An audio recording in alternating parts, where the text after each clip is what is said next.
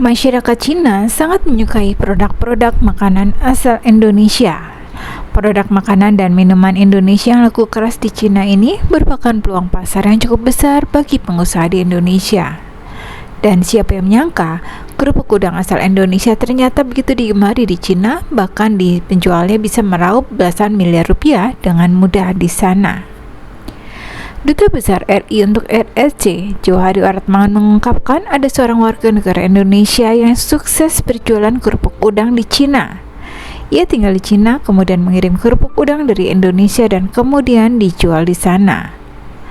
Ternyata yang membuat produk kerupuk udangnya begitu laku di Cina adalah cara ia memasarkan produknya. Ia menjual kerupuk udang di Cina melalui platform digital. Ia juga menggunakan jasa influencer untuk mengiklankan produknya.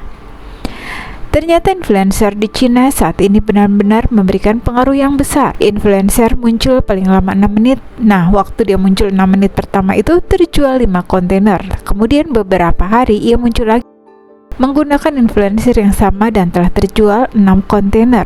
Kemudian percobaan yang ketiga 4 menit sudah terjual 8 kontainer.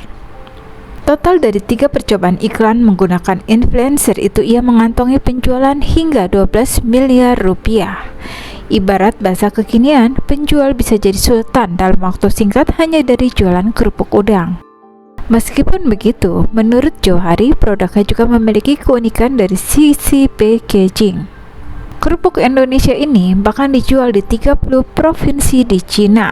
Disebutkan 1 dari 2 orang di Cina atau bahkan 2 dari 3 orang di Cina pasti menyukai kerupuk udang Indonesia. Dan mungkin nama Papatong terbilang asing di telinga orang Indonesia meskipun dalam bahasa Sunda artinya capung. Akan tetapi di Cina nama Papatong sudah tidak asing lagi.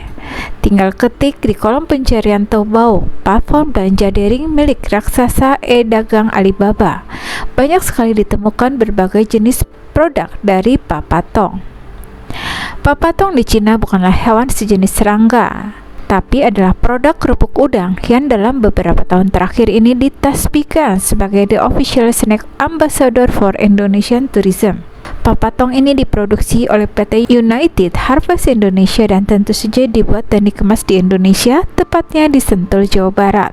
Ini adalah salah satu flagship atau produk unggulan Indonesia yang sampai saat ini masih berkibar di Cina bersama dengan Indomie, kapal api, nabati, dan Yan Tai Tai atau sarang burung walet. Produk-produk itu sudah melewati berbagai rintangan dan tantangan selama pandemi. Selain itu, mereka bisa bertahan karena mengikuti tren dan perubahan pola hidup masyarakat Cina. Bayangkan, di saat di tengah pandemi yang lalu, yang tentu saja menurunkan daya beli masyarakat Cina, tapi Papatong masih bisa menjual 10 kontainer kerupuk udang di negara berpenduduk terbanyak di dunia itu. Dan uniknya 10 kontainer kerupuk udang merek Papatong itu terjual hanya dalam tempo 6 menit saja. Rahasianya cuma satu, yaitu mengikuti perubahan pola dagang di Cina yang saat ini sudah mengandalkan model promosi via video streaming dengan menggunakan influencer. Setelah mendapatkan transaksi hingga 10 kontainer kerupuk udang, Papatong harus punya komitmen agar tetap mendapat kepercayaan dari konsumennya di Cina, yaitu 10 kontainer kerupuk udang itu harus segera tersedia dalam jangka waktu 2 pekan sejak pertama kali ditransaksikan. Kalau tidak, mungkin bukan hanya tidak lagi dipercaya, melainkan juga harus bayar denda. Pasar kerupuk di Cina sangat besar. Alasannya, kerupuk udang populer di Cina karena minat masyarakat terhadap makanan internasional dan eksotis dari luar negeri semakin meningkat. Sedangkan di Indonesia, kerupuk bukan hanya makanan, tapi merupakan bagian dari identitas kuliner. Ada sesuatu yang khas dari suara kriuk yang terdengar setiap kerupuk digigit, mengiringi nasi hangat dan juga sambal yang menjadi makanan andalan sehari-hari biasa dikonsumsi. Tapi pernahkah kita berpikir lebih jauh untuk menjadikan kerupuk lebih dari sekadar pelengkap makan, bahkan bisa menjadi simbol kebudayaan yang lebih besar? Berdasarkan data dari Badan Pusat Statistik atau BPS di tahun 2023, kerupuk menyumbang nilai ekspor hingga 37,77 juta US dollar. Dan negara-negara seperti China, Korea Selatan, Belanda dan Arab adalah pasar utama. Namun di balik kesuksesan ini, kerupuk belum mampu mencapai status ikonik yang global, seperti halnya kimchi dari Korea Selatan atau sushi dari Jepang. Lalu kenapa hal ini terjadi? Padahal kerupuk memiliki kisah yang sangat kuat. Kerupuk lahir dari adaptasi masyarakat Indonesia terhadap tantangan pangan di zaman kolonial.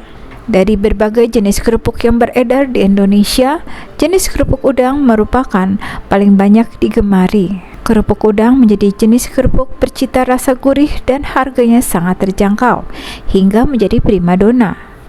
Pembuatannya menggunakan adonan berbahan tepung tapioka yang ditambahkan udang giling, bumbu rempah, dan penambah rasa. Jenis udang yang digunakan dalam pembuatan kerupuk udang biasanya menggunakan udang kecil atau yang dinamakan rebon. Kerupuk udang memang sangat populer, banyak disukai orang sebagai camilan yang ringan dan lezat dan mudah dibawa kemana-mana. Sajian kerupuk udang ini memang menjadi salah satu menu yang tak boleh dilewatkan dalam berbagai kesempatan. Tingginya peminat kerupuk udang memang membuat usaha kerupuk udang kini patut diperhitungkan. Dan peluang dari usaha kerupuk udang bisa menjadi salah satu peluang usaha makanan ringan. Gurihnya kerupuk udang ini memang akan sangat pas dicicipi sebagai usaha yang menguntungkan. Banyak orang di Cina mengatakan kerupuk udang asal Indonesia memiliki variasi produk yang lebih banyak dan rasa yang lebih lezat daripada di Cina. Tentu saja, asal-muasal kerupuk udang berasal dari Asia Tenggara. Kerupuk udang sangat populer di seluruh Cina, terutama di kalangan anak-anak muda.